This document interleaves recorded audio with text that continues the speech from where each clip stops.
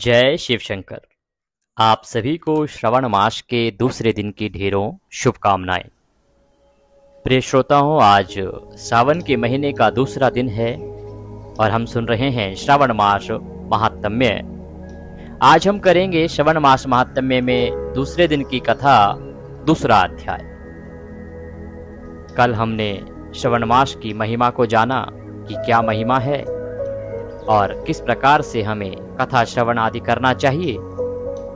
आज महत्वपूर्ण वृतांत आ रहा है जिसमें भगवान शंकर के लिंग एवं साकार विग्रह की पूजा के जो रहस्य हैं तथा उनका क्या वर्णन है, क्या उनका महत्व है, वो आपको सुनने को प्राप्त होगा। भगवान शिव के लिंग और साकार विग्रह जो हैं उनकी पूजा आपको किस प्रकार से करनी चाहिए, उसका महत्व क्या रहेगा। और महेश्वर द्वारा, भगवान शंकर द्वारा ब्रह्मा और विष्णु को, भगवान शंकर के जो दो रूप है ना, एक निष्कल है और एक शकल स्वरूप है, तो उनका परिचय देते हुए लिंग पूजन का महत्व बताया जाएगा।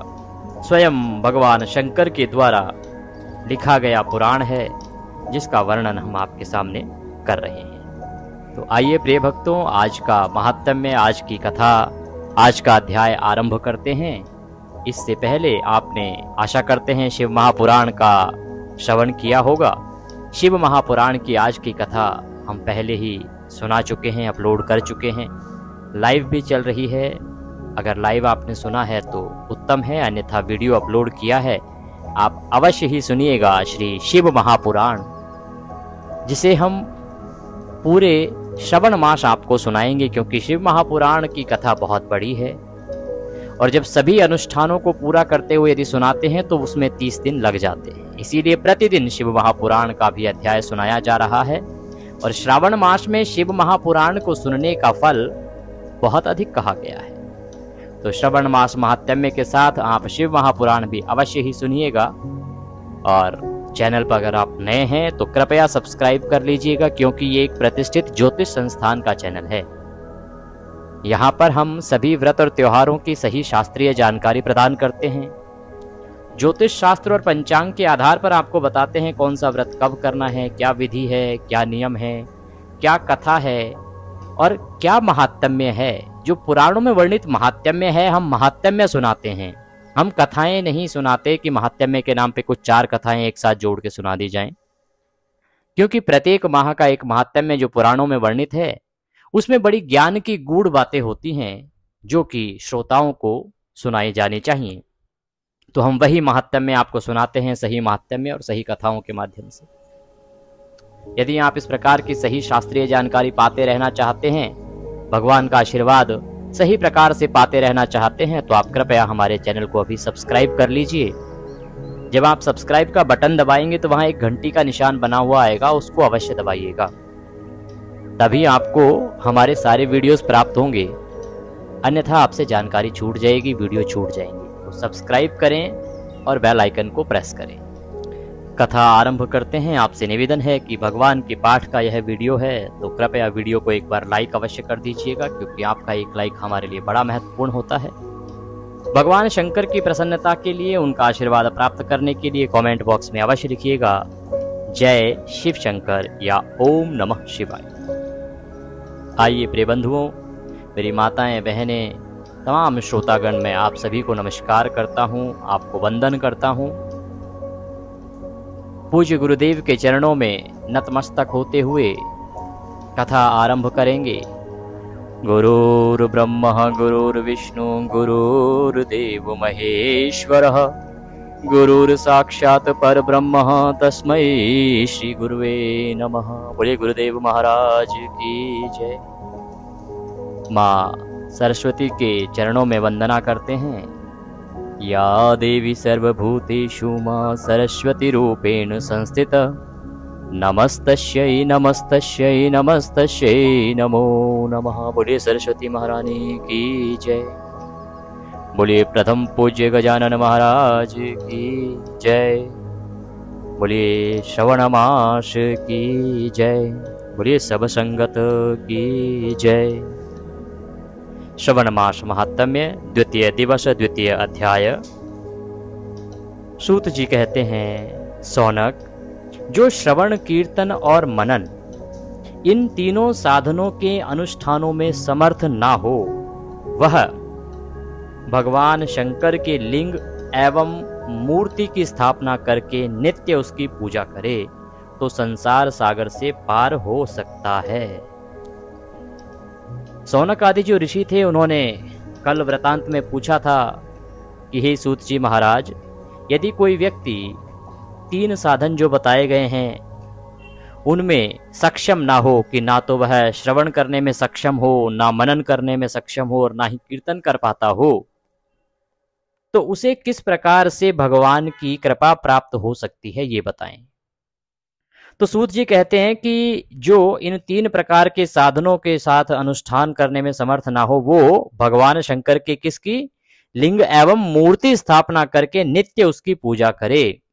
शिवलिंग जो होता है ना, आप प्रतिदिन स्थापित कर सकते हैं। आप चाहें तो जो मिट्टी का शिवलिंग बनता है, जिसे हम पार्थिव शिवलिंग कहते हैं, उसकी पूजा कर सकते हैं। श्रवण मास चल रहा है, श्रवण मास में आपको अगर शिवलिंग पे ना जा पाए तो पार्थिव शिवलिंग स्वयं प्रतिदिन बनाएं। हमारे घर में अनुष्ठान चलता है, प्रतिदिन मेरे माता पिता और हम सब बैठ के पूजन करते हैं। प्रातः काल का ये नियम है श्रावण मास में कि प्रतिदिन 2 शिवलिंग बनाए जाते हैं, विधि विधान से उनका पूजन किया जाता है, जलार्पण किया जाता है, अभिषेक किया जाता है। अद्भुत आनंद की अनुभूति होती है जब आप इन कर्मों को करेंगे। आपकी सुबह इतनी अच्छी हो जाएगी, आपको इतनी ऊर्जा मिलेगी कि पूरा दिन आपका बहुत ही आनंदमय व्यतीत होगा। आपके घर में एक अलग ही ऊर्जा का आगमन होगा और वह ऊर्जा आपके घर के सभी लोगों के अंदर इस प्रकार से समाहित होगी कि आपका घर आनंद से भर जाएगा सर। तो अगर संभव है तो आप भी करके देखिए, घर पर पार्थिव शिवलिंग बनाइए और उसका अभिषेक कीजिए। अगर आप देखना चाहते हैं तो मैं किसी दिन उसका वीडियो बना के आपके लिए अपलोड कर दूंगा। अगर आप जानना चाहते हैं या देखना चाहते हैं तो कमेंट बॉक्स में लिख के बताइएगा, मैं अवश्य ही उसका एक वीडियो आपके लिए बना के अपलोड करवाऊंगा। तो सूत जी कहते हैं कि ऐसा व्यक्ति जो तीनों साधनों में समर्थ नहीं है, वह शिवलिंग की स्थापना करे या तो मूर्ति की स्थापना करे और उसकी प्रतिदिन पूजा करे। अगर वह ऐसा करता है तो ऐसा करने मात्र से ही वो संसार सागर से पार हो सकता है। वंचना अथवा छल ना करते हुए अपनी शक्ति के अनुसार धनराशि ले जाएं और उसे शिवलिंग अथवा शिव मूर्ति की सेवा के लिए अर्पित कर दें। अब मान लीजिए किसी के पास ना तो समय है, ना ही उसके पास श्रवण की क्षमता है, ना ही मनन की क्षमता है, तो ऐसा व्यक्ति स्थापना करे, प्रतिदिन पूजा करे और जितनी उसकी सामर्थ्य है ना, उतना अपनी शक्ति के अनुसार धनराशि लेके जाए और उसे शिवलिंग अथवा शिव मूर्ति की सेवा के लिए अर्पित कर दे। लेकिन वहां एक कंडीशन बताई गई है, वंचना का अभिप्राय होता है छल ना करते हुए। ऐसा नहीं कि आपकी सामर्थ्य तो अपार है लेकिन आप कंजूसी में बस थोड़ा सा धन ही दे दें, उससे कृपा प्राप्त नहीं होगी। मेरे परमात्मा कहते हैं कि मैं धन का भूखा तो नहीं हूं, परंतु मैं भाव का भूखा अवश्य हूं। मेरी सेवा में जब आप धन लगाएं तो उसमें यह भाव अवश्य आए कि आपकी सामर्थ्य क्या है। आपके भाव जो है ना, वो धन में दिख जाते हैं। कई बार आप देखेंगे कि लोगों के पास धन अपार होता है, परंतु जब भगवान की अर्पण की बारी आती है तो वो सबसे कम निकालते हैं, उससे भी कम जो बहुत गरीब है वो ज्यादा निकाल देते हैं। तो ईश्वर को कभी छलना नहीं चाहिए। ये नहीं कि अरे भगवान कौन सा देख रहे हैं, भगवान सब देख रहे हैं साहब, देने वाले तो वही हैं। तो अपनी सामर्थ्य के अनुसार शिव मूर्ति की सेवा के लिए वो केवल धन अर्पित कर दें, साथ ही निरंतर उस लिंग एवं मूर्ति की पूजा भी करें। उसके लिए भक्ति भाव से मंडप, गोपुर, तीर्थ, मठ एवं क्षेत्र की स्थापना करें तथा उत्सव रचाएं। वस्त्र, गंध, पुष्प, धूप, दीप तथा पुआ और शाक आदि व्यंजनों से, शाक में ये हरी सब्जियों की बात नहीं हो रही है, शाक यहाँ पे कहा जा रहा है सब्जी आदि व्यंजनों से युक्त भांति भांति के भक्ष्य भोजन अन्न नैवेद्य के रूप में समर्पित करें। छत्र, ध्वजा, व्यंजन, चामर तथा अन्य अंगों सहित राजोपचार की भांति सब सामान भगवान शिव के लिंग एवं मूर्ति को चढ़ाएं। प्रदक्षिणा, नमस्कार तथा यथाशक्ति जप करें। जितना हो सके जप करें, प्रदक्षिणा करें। आवाहन से लेकर विसर्जन तक सारा कार्य प्रतिदिन भक्ति भाव से संपन्न होकर करें और पूरे श्रवण मास में करें। इस प्रकार शिवलिंग अथवा शिव मूर्ति में भगवान शंकर की पूजा करने वाला पुरुष श्रवण आदि साधनों का अनुष्ठान ना करे तो भी भगवान शिव की प्रसन्नता से सिद्धि प्राप्त कर लेता है। पूर्व काल के बहुत से महात्मा पुरुष लिंग तथा शिव मूर्ति की पूजा करने मात्र से भवबंधन से मुक्त हो चुके हैं। इस प्रकार से जब सूत जी ने कहा तो ऋषिगणों ने पूछा कि मूर्ति में ही सर्वत्र देवताओं की पूजा होती है, लिंग में नहीं, परंतु भगवान शिव की पूजा सब जगह मूर्ति में और लिंग में भी क्यों की जाती है? दोनों में ही क्यों पूजन किया जाता है? क्योंकि बाकी जो देवता हैं उनकी पूजा तो केवल मूर्ति में होती है। सूत जी ने कहा, मुनीश्वरों, तुम्हारा यह प्रश्न तो बड़ा ही पवित्र और अत्यंत अद्भुत है। इस विषय में महादेव जी ही वक्ता हो सकते हैं।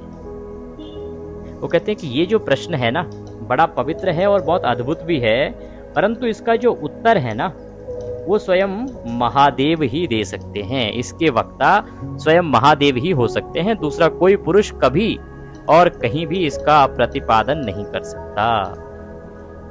इस प्रश्न के समाधान के लिए भगवान शिव ने जो कुछ कहा है और उसे मैंने गुरु जी के मुख से जिस प्रकार सुना है, उसी तरह मैं क्रमशः वर्णन करूंगा। कहते हैं सूत जी कि देखो, मैं तो इसमें समर्थ नहीं हूं और ना ही कोई और। ये जो प्रश्न है इसका उत्तर केवल स्वयं महादेव दे सकते हैं। और एक बार ऐसा ही हुआ था, मेरे जो गुरु हैं उनका वार्तालाप हुआ भगवान शंकर से। तो सूत जी के गुरु कौन है? व्यास जी। तो व्यास जी तो आप जानते ही हैं कि देवताओं के साथ ही रहते थे, भगवान के साथ ही एक प्रकार से वास करते थे। इतनी कृपा थी, इतने बड़े भक्त थे, इतने बड़े ज्ञानी विद्वान थे।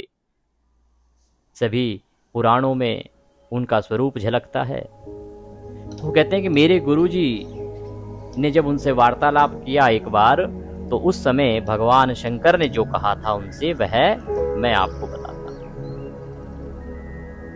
वो कहते हैं कि एकमात्र भगवान शिव ही ब्रह्म रूप होने के कारण निष्कल अर्थात निराकार कहे गए हैं। बाकी सभी देवता जो हैं वो निष्कल नहीं हैं, उन सबका एक आकार है, निराकार नहीं है। परंतु भगवान शिव जो हैं वो ब्रह्म रूप होने के कारण निष्कल कहे गए हैं, निराकार कहे गए। रूपवान होने के कारण उन्हें सकल भी कहा गया है। अब क्योंकि उनका एक रूप भी है, वो दिखाई देते भी हैं, एक आकार में दिखाई भी देते हैं, इसीलिए उनको सकल भी कहा गया है। तो भगवान शंकर निष्कल भी हैं और सकल भी हैं, निराकार भी हैं और साकार भी हैं। इसलिए वे सकल और निष्कल दोनों हैं। शिव के निष्कल निराकार होने के कारण ही उनकी पूजा का आधारभूत लिंग भी निराकार ही प्राप्त हुआ है। अब क्योंकि वो निष्कल रूप में भी हैं, अब जो निष्कल रूप में है उसकी पूजा कैसे की जा सकती है? इसीलिए जो निराकार है उसका आधारभूत लिंग भी निराकार ही प्राप्त हुआ है, क्योंकि लिंग का कोई आकार नहीं होता। भगवान शिव का जो लिंग है, शिवलिंग की जो स्थापना होती है, तो वो निराकार रूप में होते हैं। आप देखते हैं उसमें ना हाथ है, ना पैर है, ना आंखें हैं, ना मुंह है, किसी चीज का कोई आकार नहीं दिया गया है, वो निराकार है। इसीलिए उनको लिंग रूप में भी पूजा जाता है। अर्थात शिवलिंग शिव के निराकार स्वरूप का ही प्रतीक है। जब हम शिवलिंग की पूजा करते हैं तो एक प्रकार से वो भगवान के निराकार रूप का प्रतीक के रूप में रखा होता है। इसी तरह शिव के सकल या साकार होने के कारण उनकी पूजा का आधारभूत विग्रह साकार प्राप्त होता है। अब क्योंकि वो वास्तव में साकार रूप में भी रहते हैं, इसीलिए उनका जो आधारभूत विग्रह है वो साकार रूप में भी प्राप्त है, उनकी प्रतिमा भी आप देखते हैं। अर्थात शिव का साकार विग्रह उनके साकार स्वरूप का प्रतीक होता है। सकल और अकल समस्त अंग आकार सहित साकार और अंग आकार से सर्वथा रहित निराकार रूप होने से ही वे ब्रह्म शब्द से कहे जाने वाले परमात्मा हैं। यही कारण है कि सब लोग लिंग अर्थात निराकार और मूर्ति अर्थात साकार दोनों में ही सदा भगवान शिव की पूजा करते हैं। शिव से भिन्न जो दूसरे दूसरे देवता हैं वे साक्षात ब्रह्म नहीं हैं, इसलिए कहीं भी उनके लिए निराकार लिंग नहीं उपलब्ध होता है। बाकी जो देवता हैं वो ब्रह्म नहीं हैं, ब्रह्म जो हैं वो केवल शिव हैं। पूर्व काल में बुद्धिमान ब्रह्मपुत्र सनत कुमार मुनि ने मंदराचल पर्वत पर नंदकेश्वर से इसी प्रकार प्रश्न किया था। संत कुमार ने कहा, भगवान शिव से भिन्न जो देवता हैं उन सब की पूजा के लिए सर्वत्र प्रायः वीर अर्थात मूर्ति मात्र ही अधिक संख्या में देखा और सुना जाता है। केवल भगवान शिव की ही पूजा में लिंग और वीर अर्थात मूर्ति दोनों का उपयोग देखने में आता है। अतः कल्याण में नंदकेश्वर इस विषय में जो तत्व की बात हो उसे मुझे इस प्रकार बतलाइए जिससे कि अच्छी तरह समझ में आ जाए। इस प्रकार से सनत कुमार जी ने नंदकेश्वर जी से निवेदन किया तो नंदकेश्वर कहने लगे कि निष्पाप सनत कुमार, हे ब्रह्म कुमार, आपके इस प्रश्न का हम जैसे लोगों के द्वारा कोई उत्तर नहीं दिया जा सकता, क्योंकि यह गोपनीय विषय है और लिंग साक्षात ब्रह्म का प्रतीक है। तथापि आप शिव भक्त हैं, इसीलिए इस विषय में भगवान शिव ने जो कुछ बताया है उसे ही आपके समक्ष कहता हूँ। भगवान शिव ब्रह्म रूप और निष्कल निराकार हैं, इसीलिए उन्हीं की पूजा में निष्कल लिंग का उपयोग होता है। संपूर्ण वेदों का यही मत है। सनत कुमार बोले, महाभाग योगिंद्र, आपने भगवान शिव तथा दूसरे देवताओं के पूजन में लिंग और वेर के प्रचार का जो रहस्य विभाग पूर्वक बताया है वह यथार्थ है। इसलिए लिंग और वेर की आदि उत्पत्ति का जो उत्तम वृतांत है उसी को मैं इस समय सुनना चाहता। लिंग के प्रकाट्य का रहस्य सूचित करने वाला प्रसंग मुझे सुनाइए। इसके उत्तर में नंदकेश्वर ने भगवान महादेव के निष्कल स्वरूप लिंग के आविर्भाव का प्रसंग सुनाना प्रारंभ किया। उन्होंने कहा कि ये जो लिंग है शिवलिंग, इसका प्रकाट्य कैसे हुआ, कैसे इसका जन्म हुआ, कैसे भगवान लिंग रूप में अवतरित हुए, वो मैं सुनना चाहता हूं। तो नंदकेश्वर जी जो हैं भगवान के इस निष्कल स्वरूप लिंग के आविर्भाव का जो प्रसंग है वो सुनाते हैं।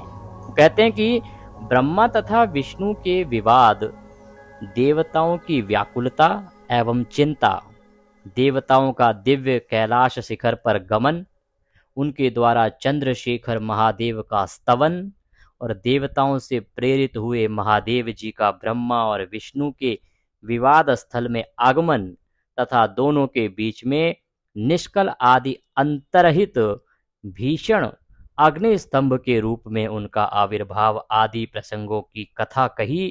तदंतर श्री ब्रह्मा और विष्णु दोनों के द्वारा उस ज्योतिर्मय स्तंभ की ऊंचाई और गहराई का थाह लेने की चेष्टा एवं केतकी पुष्प के श्राप वरदान आदि के प्रसंग भी सुनिए।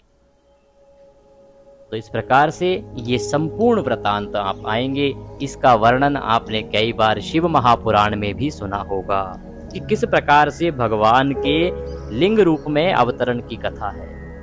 नंदकेश्वर कहते हैं कि एक समय ब्रह्मा और विष्णु के बीच में एक विवाद छिड़ गया कि कौन बड़ा है, कौन बड़ा है, किसकी शक्ति अपार है, किसकी शक्ति अपार नहीं है।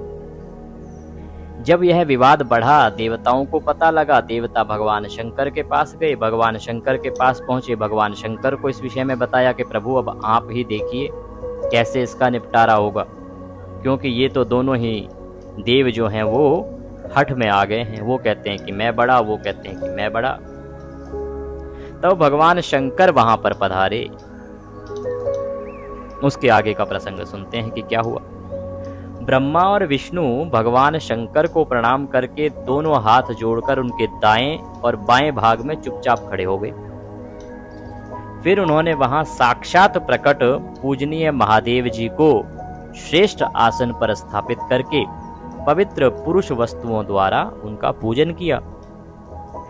दीर्घ काल तक अविकृत भाव से सुस्थिर रहने वाली वस्तुओं को पुरुष वस्तु कहते हैं और अल्पकाल तक ही टिकने वाली क्षणभंगुर वस्तुएं प्राकृत वस्तुएं कहलाती हैं। इस प्रकार वस्तु के ये दो भेद जानने चाहिए। किन पुरुष वस्तुओं से उन्होंने भगवान शिव का पूजन किया यह बताया जाता है। हार, नुपुर, केरु, किरीट, मणिमय कुंडल, यज्ञोपवीत, उत्तरीय वस्त्र, पुष्पमाला, रेशमी वस्त्र, हार, मुद्रिका, पुष्प, तांबूल, कपूर, चंदन एवं अगुरुका, अनुलेप, धूप, दीप, श्वेत छत्र, व्यंजन, ध्वजा, चवर तथा अनन्य दिव्य उपहारों द्वारा जिनका वैभव वाणी और मन की पहुंच से परे था, जो केवल पशुपति परमात्मा के ही योग्य थे और जिन्हें पशु बुद्ध जीव कदापि नहीं पा सकते थे, उन दोनों ने अपने स्वामी महेश्वर का पूजन किया। सबसे पहले वहां ब्रह्मा और विष्णु ने भगवान शंकर की पूजा की। इससे प्रसन्न हो भक्ति पूर्वक भगवान शिव ने वहां नम्र भाव से खड़े हुए उन दोनों देवताओं से मुस्कुराकर कहा। महेश्वर बोले, पुत्रों, आज का दिन एक महान दिन है। इसमें तुम्हारे द्वारा जो आज मेरी पूजा हुई है, इससे मैं तुम लोगों पर बहुत प्रसन्न हूं। इसी कारण यह दिन परम पवित्र और महान से भी महान होगा। आज की यह तिथि शिवरात्रि के नाम से विख्यात होकर मेरे लिए परम प्रिय होगी। इसके समय में जो मेरे लिंग अर्थात निष्कल अंग आकृति से रहित निराकार स्वरूप के प्रतीक वीर, शकल साकार रूप के प्रतीक विग्रह की पूजा करेगा, वह पुरुष जगत की सृष्टि और पालन आदि कार्य भी कर सकता है। जो शिवरात्रि को दिन रात निराहार एवं जितेंद्रिय रहकर अपनी शक्ति के अनुसार निश्चल भाव से मेरी यथोचित पूजा करेगा, उसको मिलने वाले फल का वर्णन सुनो। तो इस प्रकार से जब भगवान शंकर वहां प्रकट हुए, दोनों देवों ने उनकी पूजा आराधना की। भगवान महेश्वर बड़े प्रसन्न हुए और उन्होंने कहा कि आज वह समय आया है जब आप दोनों देवताओं ने मेरी इतने विस्तार से पूजन किया है, तो ये दिन मुझे बड़ा प्रिय है और इसीलिए इसको शिवरात्रि के रूप में जाना जाएगा। तो जो शिवरात्रि आप मनाते हैं, ये इसलिए मनाई जाती है। अब इसमें बहुत सारी कथाएं बीच बीच में डाल दी जाती हैं, पता नहीं कहाँ। कोई कहता है शिव पार्वती का विवाह हुआ था, कोई कहता है इस दिन शिव जी पार्वती जो है पृथ्वी पर आए थे। भिन्न भिन्न कथाएं हैं, परंतु ये वर्णन जो है पुराणों में मिलता है और विदेश्वर संहिता जो है एक भाग है शिव महापुराण का, वहां पर वर्णित है कि भगवान शंकर की जब इस प्रकार से आराधना की गई, तभी भगवान ने इस दिन को शिवरात्रि के रूप में मनाने का विवेचन किया था। तो भगवान शिव कहते हैं कि इस प्रकार से ये मनाई जानी चाहिए। क्या फल मिलता है और कैसे पूजन होना चाहिए, उसके विषय में वृतांत आगे जानते हैं। भगवान कहते हैं कि उसको मिलने वाले फल का वर्णन सुनो। 1 वर्ष तक निरंतर मेरी पूजा करने पर जो फल मिलता है, वह सारा फल केवल शिवरात्रि को मेरा पूजन करने से मनुष्य तत्काल प्राप्त कर लेता है। जैसे पूर्ण चंद्रमा का उदय समुद्र की वृद्धि का अवसर है, उसी प्रकार यह शिवरात्रि तिथि मेरे धर्म की वृद्धि का समय है। इस तिथि में मेरी स्थापना आदि का मंगलमय उत्सव होना चाहिए।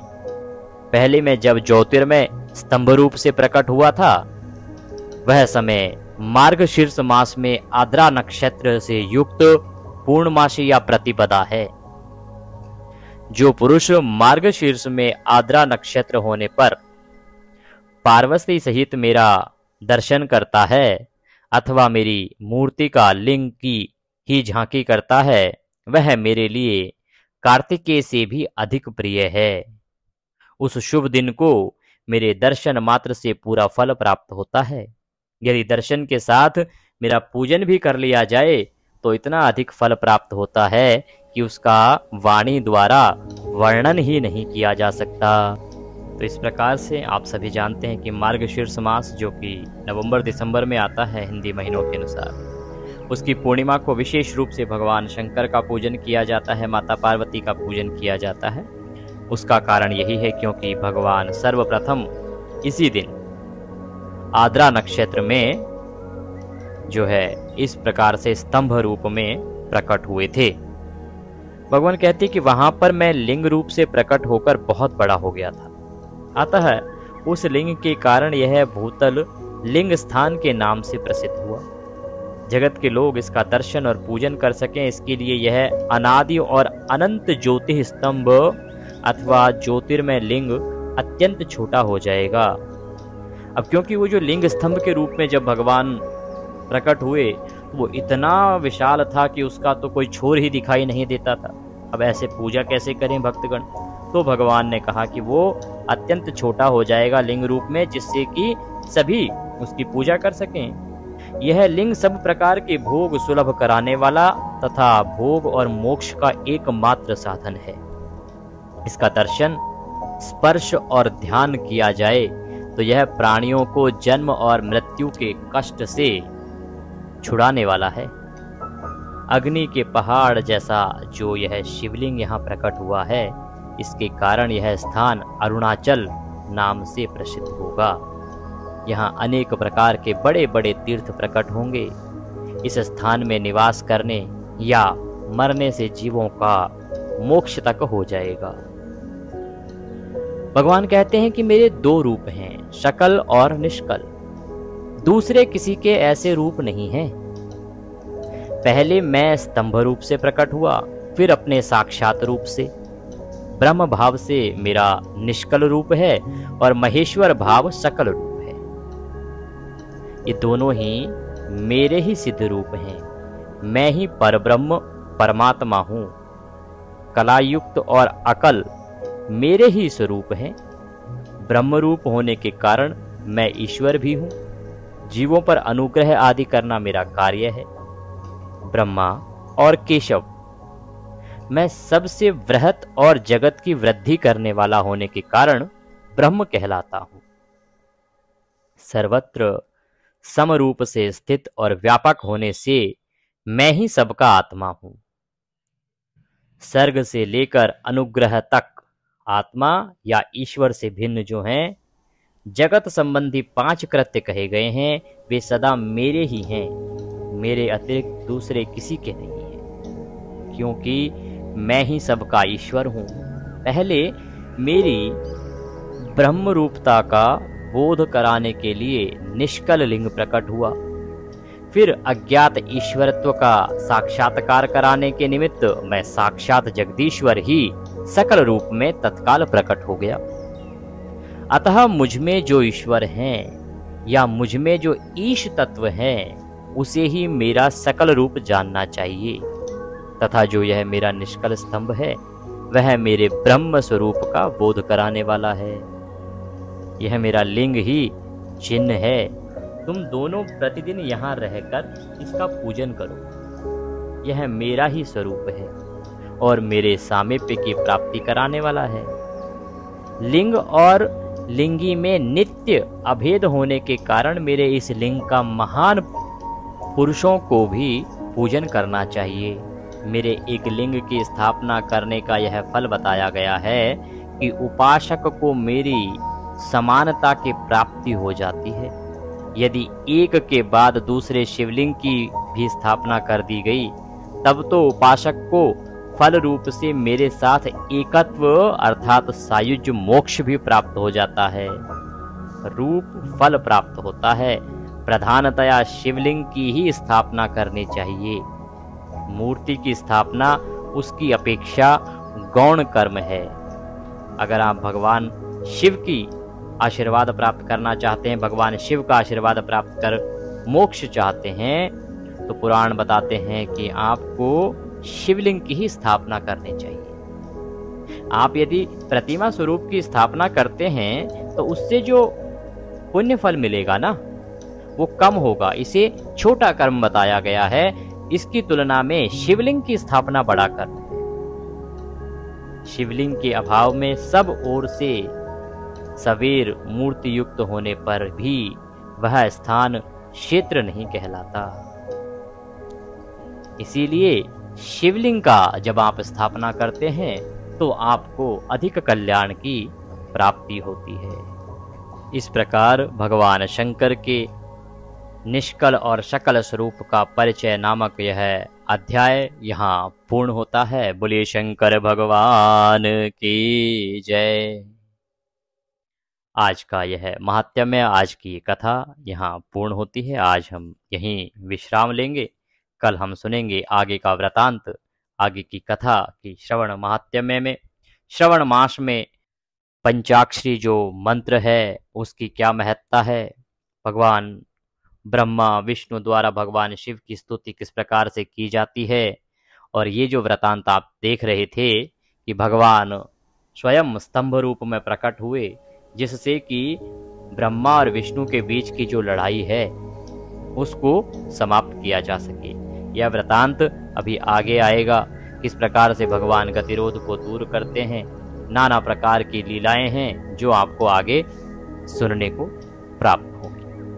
तो जुड़े रहिएगा हमारे साथ। चैनल पर नए हैं तो सब्सक्राइब करते जाइएगा, क्योंकि ये एक प्रतिष्ठान ज्योतिष संस्थान का चैनल है और यहाँ पर हम जो भी कथाएं सुनाते हैं वो पुराणों से संबंधित होती हैं।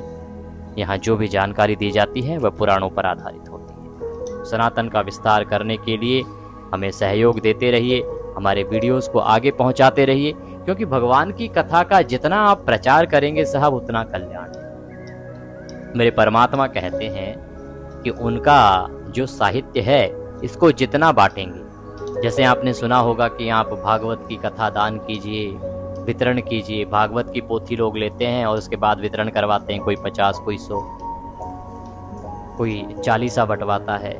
क्यों? क्योंकि भगवान का जो साहित्य है ना, उसको आपके द्वारा जितने लोगों तक पहुंचाया जाएगा उतना ही आपको लाभ होगा।